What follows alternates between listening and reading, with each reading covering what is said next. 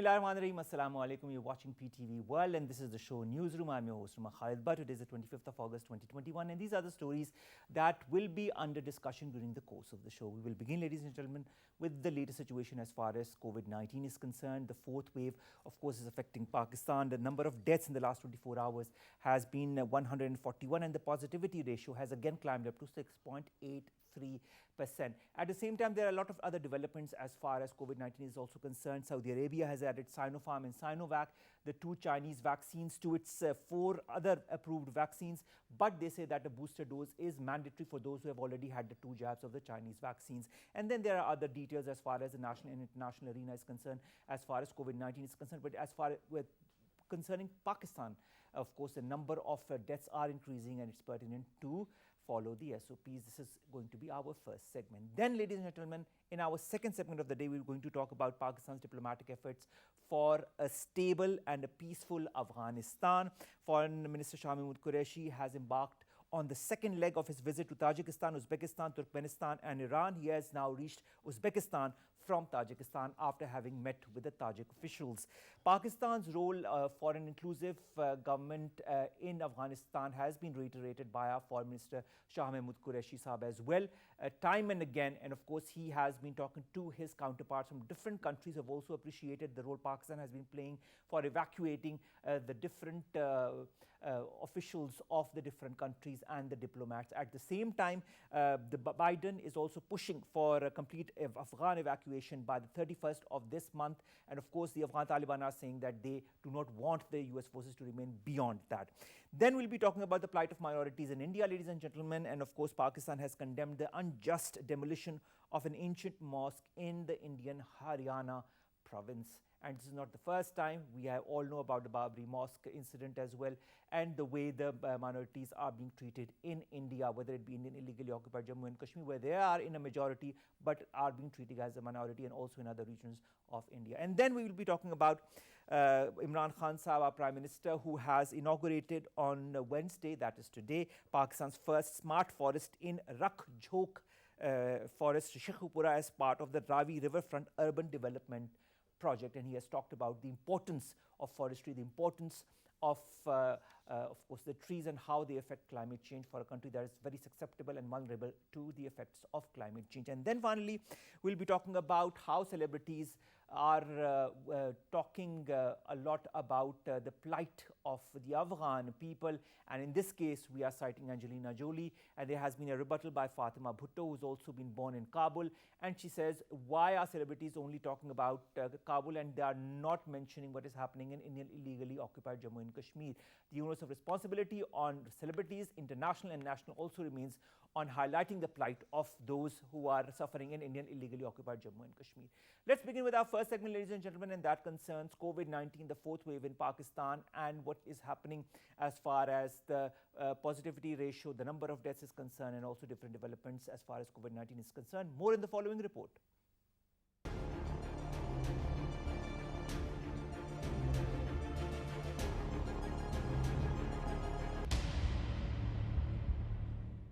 The massive uptick in positivity, that is 6.83%, sets off alarm bells regarding another challenging wave of coronavirus in Pakistan, with the death toll already soaring past 141 in last 24 hours. According to stats issued by NCOC, the novel Delta variant has become a national health emergency in just a few weeks, since it is highest number of fatalities since May the 3rd. When the country reported 161 deaths, the virus continues to pose formidable challenge. The promising stats by NCOC amid bleak indicators are the total vaccine doses administered till now stands at whopping 48,828,287. The Delta variant, first detected in India, remains the most strenuous challenge. It is infecting unvaccinated populations in many countries and has proven capable of infecting a higher proportion of vaccinated people than its predecessors. The World Health Organization classifies Delta as a variant of concern, meaning it has been shown capable of increasing transmissibility, causing more severe diseases, or reducing the benefit of vaccines and treatments. Cases and deaths resulting from COVID-19 continue to climb worldwide, worldwide, mostly fueled by the highly transmissible Delta variant,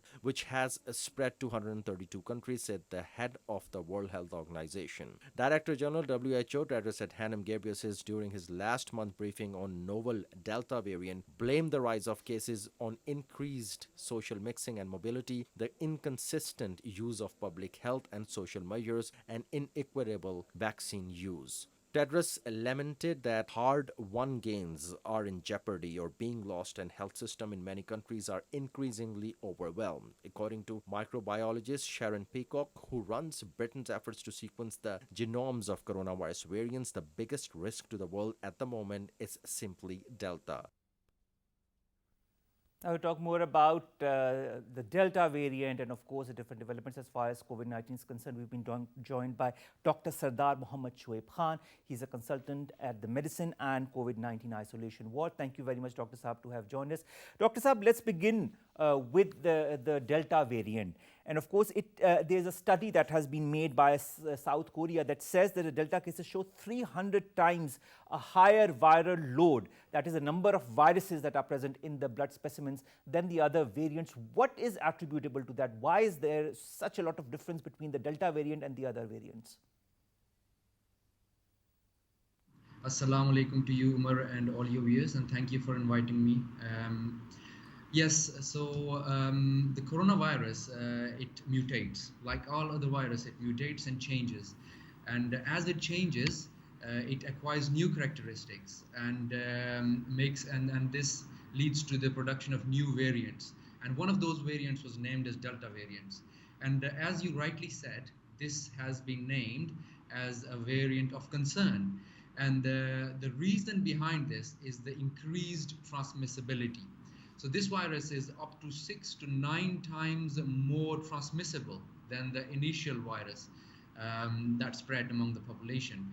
And now this recent study from Korea that you just referenced shows that there is a high viral load in patients infected with this Delta variant, which actually means almost the same thing, that a person who has got infected with the Delta variant, he will shed much more virus when he's breathing, when he's talking, or when he's coughing. And this means that anyone who comes in contact with him is much more likely to get infected. This means that at a population level, this virus spreads much more rapidly.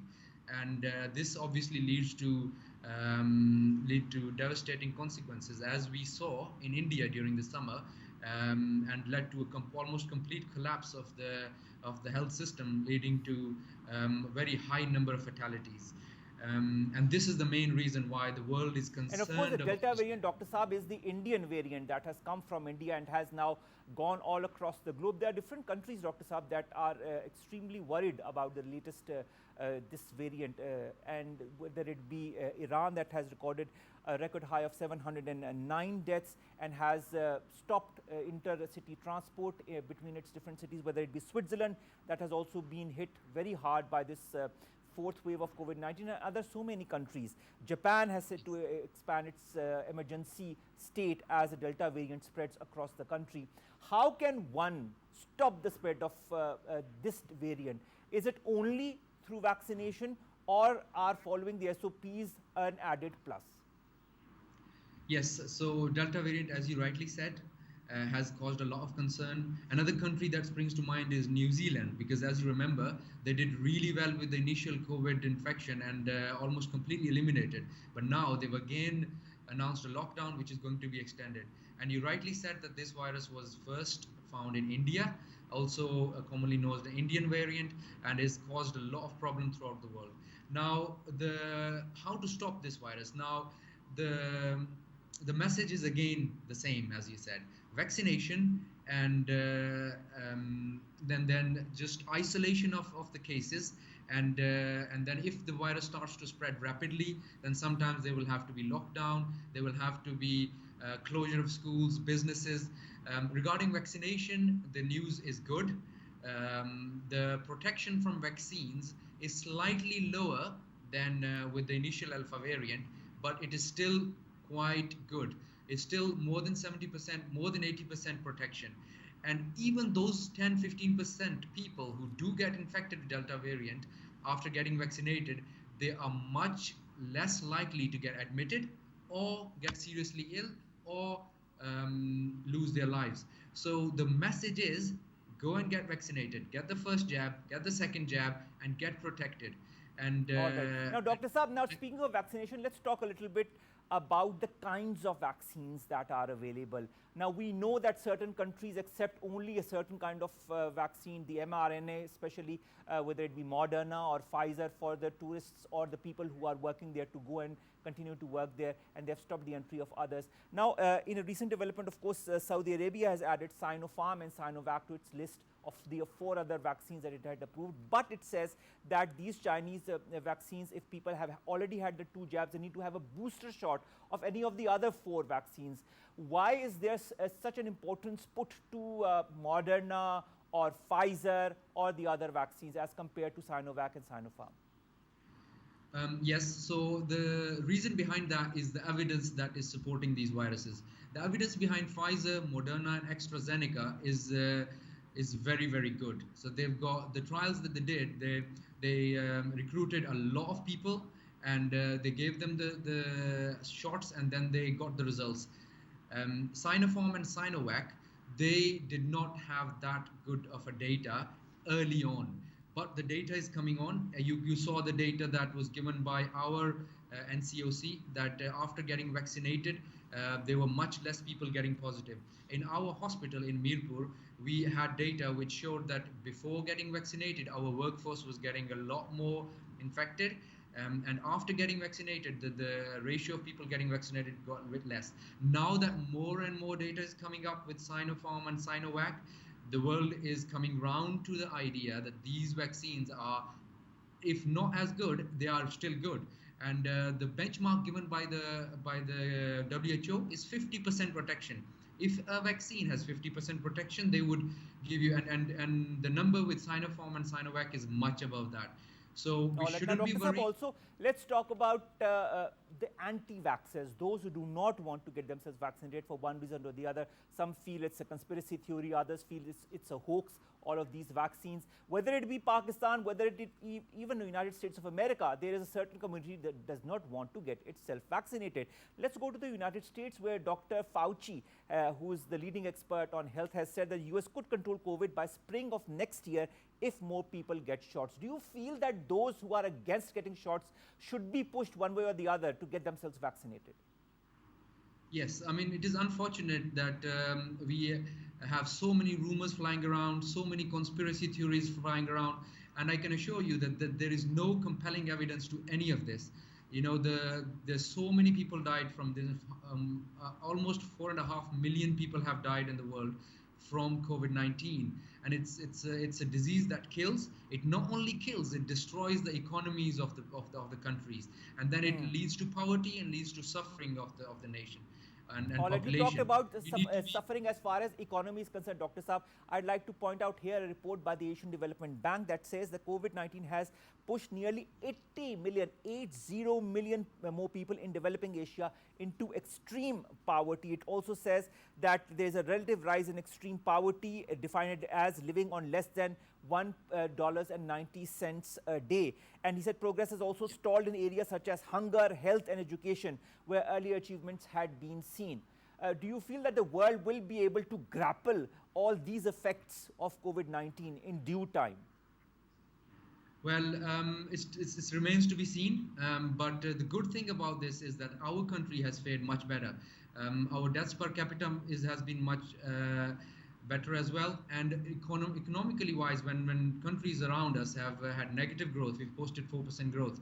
So we've done good with this COVID-19, and we will have to grapple with it, and we will have to take care of the health of our people along with the economy. And vaccination is again the answer here. If we get our populations vaccinated, that means that there is a much less chance of our big populations getting infected with this, going into hospital with this, and the need to close down economies, need to close down shops would be much lower. And that means the economy can keep going, and there'll be much less poverty. So Dr. Saab, again, I would say the same as thing, far as the get vaccination vaccinated. is concerned, I'd like to ask you another question as far as the booster dose is concerned. There's a lot of speculation of whether we should get the booster dose after 8 months or not, especially for the frontline health workers. How important is getting this booster shot? So the evidence is coming out now. So even initially, the scientists were of the view that the immunity with this vaccination will decrease with time. And there is a new study just come out from UK, which shows that both the Pfizer and the AstraZeneca, the immunity from these vaccines goes down, but still quite high at 5 to 6 months. But people are getting infections after that. So we will probably need booster. At the moment, the evidence is for those people who are immunosuppressed, for example, those people who are on treatment after transplants or after cancer or elderly people. But with time, I think there will be more and more push towards booster vaccines, and this will need to be done. All right, Dr. Saab, do you feel this whole concept of booster vaccination is going to take place and is going to be a continuous process in the years to come? Because talking to a different specialist, it is noted that COVID-19 is not going anywhere for the next couple of years.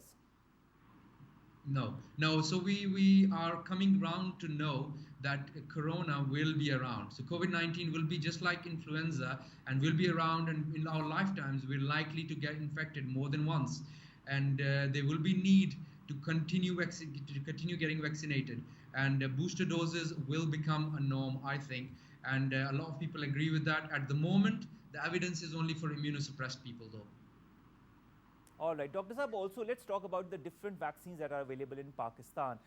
We started with the Sinopharm, Sinovac, then the Pakistani vaccine, the single dose vaccine, then came AstraZeneca as well in between.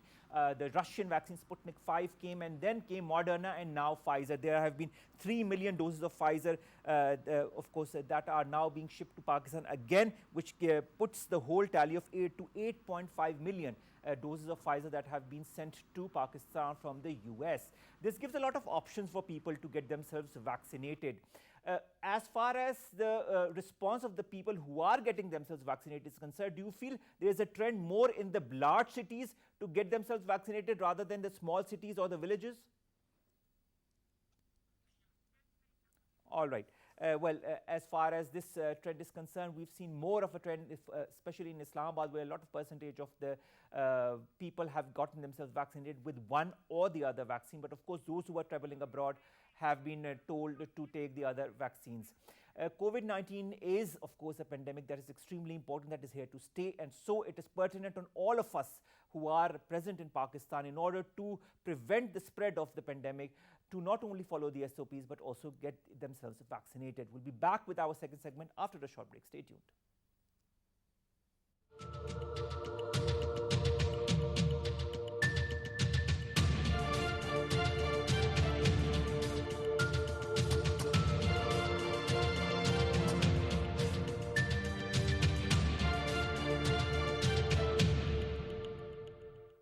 And now let's go to our second segment that concerns Pakistan's efforts for peace in Afghanistan. Whether it be bringing the Taliban and the Afghan government together for talks, or whether it be now that the Afghan Taliban have taken over Afghanistan, to talk to different foreign ministers and to move forward as far as an inclusive government is concerned, Pakistan has been endeavoring for its neighbor to achieve stability and peace. More in the following report. The strategically important landlocked country Afghanistan is undergoing through a colossal flux as Kabul fell to Taliban on August the 15th. The US and its Western allies scrambled to evacuate after US President Joe Biden stuck to August 31st deadline to withdraw troops from Afghanistan. More than 70,000 people, including both foreigners and Afghans, have been airlifted out of Kabul since August 14. According to US media reports, US President Joe Biden decided to observe the August 31st deadline for withdrawing American troops from Afghanistan. The decision followed a meeting in Kabul between CIA Director William Burns and a key Taliban leader, Mullah Abdul Ghani Baradar, various US media outlets reported. In order to navigate the unbridled situation in Afghanistan, an emergency virtual meeting of the leaders of the group of 7 rich nations was hastily convened to chart a future course of action. United Kingdom Prime Minister Boris Johnson emphasized that the G7 has agreed to plan to deal with Taliban, with their number one condition being that the group must allow safe passage message to Afghans wanting to leave the country even after an August 31st deadline. These assertions of G7 crystallized against the backdrop of accusations of betrayal and abandoning Afghanistan in misery leveled by Afghan diaspora. It is pertinent mention here that G7 wields substantial economic, diplomatic and political leverage. German Chancellor Angela Merkel told reporters after the virtual meeting of leaders that there were intensive discussions on Afghanistan situation and that Germany was ready to work with countries neighboring Afghanistan such as Pakistan and Iran to help refugees. Merkel also confirmed that the conference has not resulted in new dates on the end of the evacuation mission. Earlier, the Taliban issued warning that extending evacuation deadline would be tantamount to extended occupation with consequences. All right, now, as far as the Afghan peace process is concerned and the future of Afghanistan is concerned, we saw in the report that Joe Biden says that the US is planning to push forward as 31st of August for the final deadline of the evacuation of all the US troops. Nevertheless, he has asked for a contingency plan from the Pentagon and the State Department should the US government have to shift its timeline. This is very important in the whole context of the meeting that has also been held virtually with the leaders of the group of 7 large industrialized democracies that, of course, Joe Biden talked to, and then he addressed the media in which he said that we are sticking to 31st of this month, but nevertheless there are contingency plans that he has asked for his relevant departments to draft. There have been different concerns that have been emanating from the G7 group of nations, especially from the United Kingdom. British Prime Minister Boris Johnson has asked on record seeking more time, and of course the Canadian Prime Minister Justin Trudeau has also asked that Canada is ready to stay in Afghanistan beyond the 31st of August. The French President Emmanuel Macron has also told Biden that allies have a moral responsibility to extract vulnerable people. There are a lot of concerns about the extraction of the people from Afghanistan is concerned. Now let's talk to our guest for this segment, who's Asma Wadood. She's a foreign affairs expert. Asma Wadood, thank you very much to have joined us. Asma Wadood, first of all, let's talk about Joe Biden and the fact that he says that he wants to stick to the 31st of August deadline, but that he has asked the Pentagon and the State Department to prepare a contingency plan. What is going on with the US? Is it really in two states of mind as far as evacuating or not completely by the 31st is concerned? Actually, there has always been a difference between Pentagon and White House on this matter. And the same trends we are seeing now. Initially it was a difference between the strategic interests that Pentagon wanted to have in the region. But now, as the whole situation emerged, it seems to be unlikely that they can retain anything at the moment. At the moment, it is in the best interest to evacuate as soon as possible so that they can secure somewhat honor or somewhat of respect in the whole situation. The thing has gone really dirty and really for the US particularly. So now let's talk about the US as well, Asma Wadood Sahaba, because as per the reports that are emanating from the US media and very important media outlets, it is being said that CIA Director William J. Burns held a meeting on Monday in Kabul with the Taliban's leader Abdul Ghani Baradar. Now, is this meeting, in your point of view, being held in order to look at different options in case the US does not exit beyond the 31st of August? Is it to try to convince the Afghan Taliban, because they are not convinced at all, as per their statements, that the US or their allies should stay beyond the 31st of August? Or is there something else also cooking? There are multiple options that are exploring at the moment. One of them is to delay the evacuation a little bit more. But the other thing is that how to get an environment where they can just take the things from here onwards. The options of a civil war or any resistance from the Taliban, from the Afghan forces is off the table now. There is a little bit of resistance from the Afghans only in Lashkar Gah, and that is also a matter of days when it will be resolved. So now they're exploring other options, how to take the things further from here and develop a situation or a consensus between these two parties to sort of ensure the likelihood of a sustainable peace in the region, or to explore different options where they can mutually coexist with Taliban. So there are different options they're exploring at the moment, but any option of a confrontation is off the table, I think, at the moment. All right. Because, of course, the Afghan Taliban are adamant that they want everybody to leave by the 31st of August, but at the same time, they do not want the Afghans to leave because there's been a lot of evacuation as far as the Afghan nationals are concerned. And let's talk about the different reactions that have emanated from the leaders of the G7 industrialized states, whether it be the United Kingdom, whether it be Canada, whether it be the other nations, that are leaving a lot of question marks as far as the exit of their troops beyond the 31st of August is concerned. Do you feel pressure is building on the Afghan Taliban to accept an alternate solution? Actually, there is like very little pressure on Afghanistan, on Taliban, but more pressure on the other parties involved in the whole situation. The exit of the NATO and US forces it is unprecedented. We have never seen anything like this before in the history, and there are multiple conspiracy theories at the moment why it was done. And, like, it is still people are analyzing it. Was it intentional or was it consequential? What was actually the purpose of this evacuation in this manner?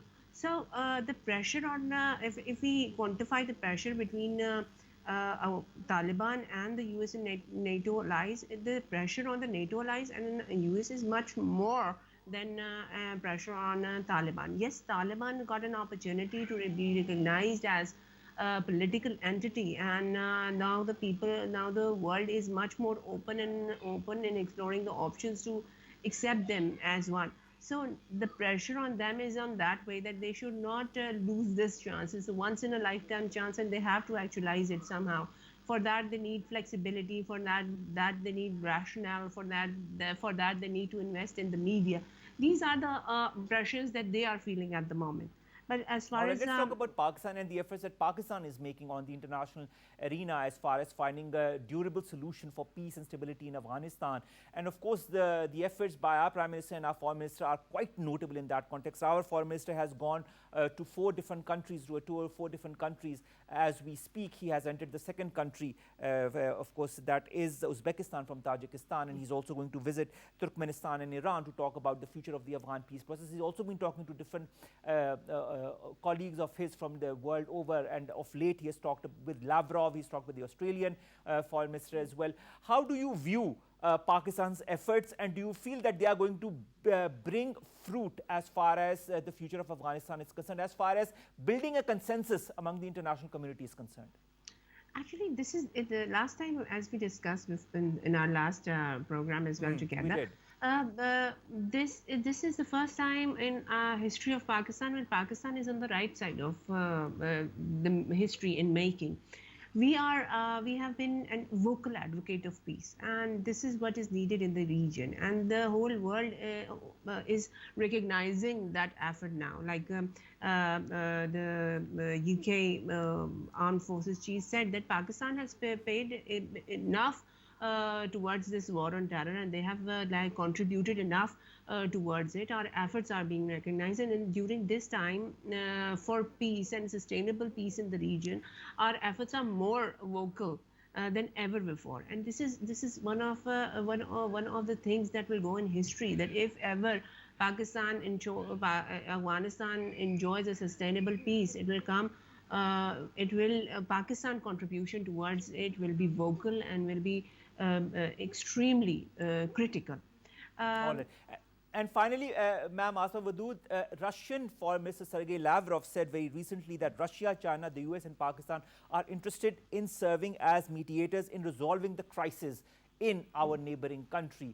How important do you feel these players and their role will be? And of course, there's also Turkey, there's also Iran, there are also Central Asian countries that we should add in this. Actually, this is actually after like a long burning 40 years, this is now the time came for Afghanistan, where the situation evolved at a time where the geopolitical requirement is a complete sustainable peace and harmony between the different regional stakeholders. This is the ultimate critical changing point that will alter the history of Afghanistan and alter the destiny of Afghanistan. all the stakeholders at this moment, regional stakeholders, they have one focus because they have an opportunity to multiply their economic strength, develop their economy. They are looking towards exploring different alternate options to boost their economy, enhance the purchasing power of an individual. So this is the time where every regional stakeholder, right, Russia, Pakistan, China, Turkey, Iran, everybody seeks peace. Russia, everybody see every state regional stakeholder is seeking peace and sustainable peace in the region, and this has changed the real destiny, because everything in Afghanistan is the same. The warlords are the same, but now they are recognizing as well that if we join in with this stream of economic development, we can have a good life that we have been deprived of for the last 40 maybe years. Afghanistan can see proper peace, stability and economic prosperity after decades, and I repeat again, after decades of a situation in which people have not benefited at all. They have only been migrants to other countries, but they have not really benefited from being the true citizens of our neighboring country, that is Afghanistan. Let's hope, let's pray for peace, stability in our neighboring country, and of course the efforts that Pakistan is bringing forward, as well as the other players, that will inshallah bring fruit. Thank you very much, Asma Wadood Sahaba, to have joined us and to talk to us about the latest situation in Afghanistan. Let's come to our next segment, ladies and gentlemen, and that is of course the plight of the minorities in India. We've seen that in Haryana there's an ancient mosque that has been demolished by India, that brings again memories of other mosques that have been demolished, including the Babri mosque that created the whole furor and the issues between the Muslim community and the Hindus. More in the following report.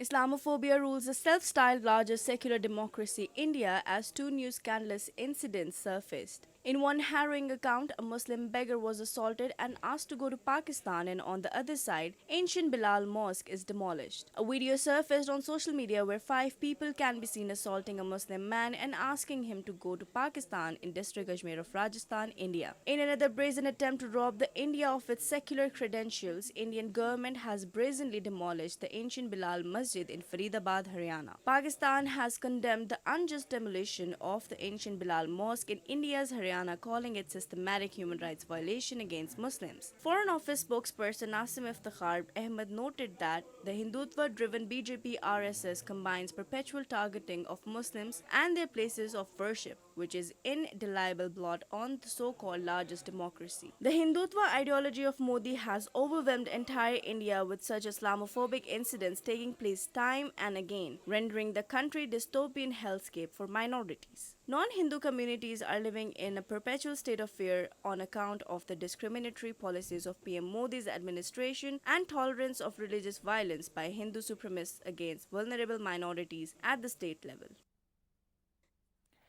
And of course, let's hope that India comes to its senses as far as the plight of the minorities, especially the Muslims and the Christians, and of course the Sikhs are concerned.